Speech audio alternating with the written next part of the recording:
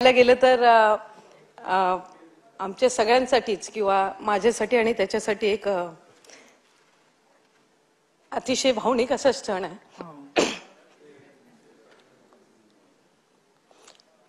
कारण ज्याचा उल्लेख या ठिकाणी भाई आपण केलात की एक लोकप्रतिनिधी म्हणून काम करत असताना घराणीशाही असेल या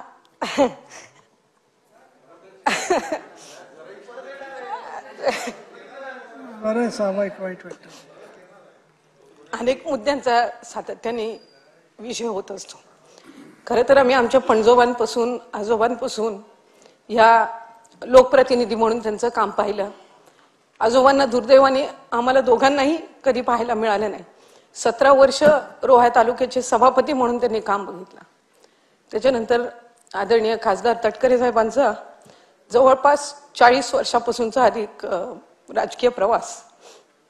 राजकीय भाषेत पाहायला गेलं तर अनिकेत भाई माझ्यापेक्षा 1 टर्मनी मोठे आहेत।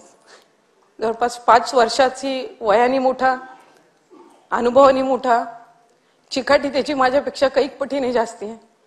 साधारणपणे बोललं जातं की विधान परिषद सदस्य, जसं आपण मगाशी उल्लेख केलात भाऊ, की हा सभागृह वरिष्ठांचा सभागृह म्हणून ओळखला जातो। अनेक वर्षांचा ज्या वेळेला अनुभव आपल्याला येतो त्यानंतर आपण या सभागृहामध्ये येतो आणि म्हणूनच या उच्च सभागृहाला खालच्या सभागृहापेक्षा मानही हा मोठा आहे।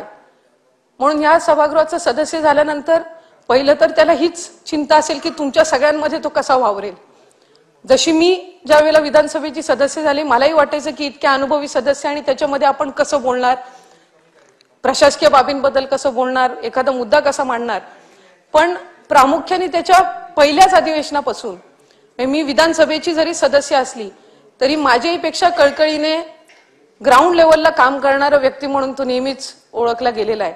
आजही माझ्या विधानसभा क्षेत्रातलाही कुठलाही प्रश्न असला तरी एखाद्या वेळेला तो जर मला मांडता आला नाही पण त्याच्याकडून तो कधी सुटत नाही आणि म्हणूनच यातून एक बहीण म्हणून किंवा तिथली लोकप्रतिनिधी म्हणून जी साथ त्याची कायम मिळालेली आहे। आणि ह्याही सभागृहामध्ये अनेकदा असे ज्वलंत प्रश्न त्यांनी मांडलेले आहेत, तोडगीस काढलेले आहेत।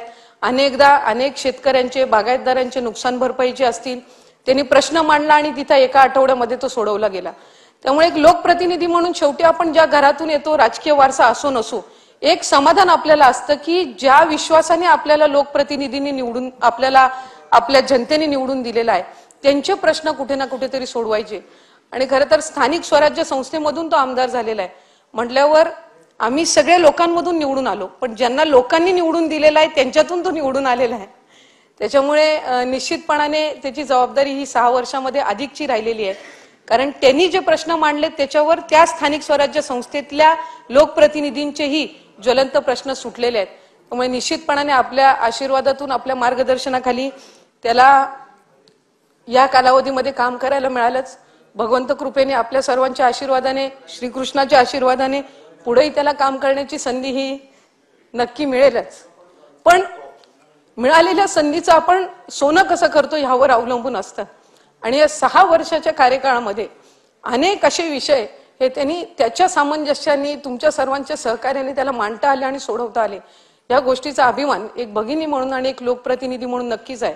कोकणाच्या विकासासाठी ह्या सभागृहामध्ये किंवा एक लोकप्रतिनिधी म्हणून, जनतेचा सेवक म्हणून ज्या ज्या वेळेला संधी मिळेल त्या त्या वेळेला तो कोकणाचे प्रश्न हे मांडत राहील आणि सोडवत राहील अशीच आशा या निमित्ताने व्यक्त करत असताना त्याच्या भावी राजकीय वाटचालीसाठी एक भगिनी म्हणून मनापासूनच्या शुभेच्छा देते।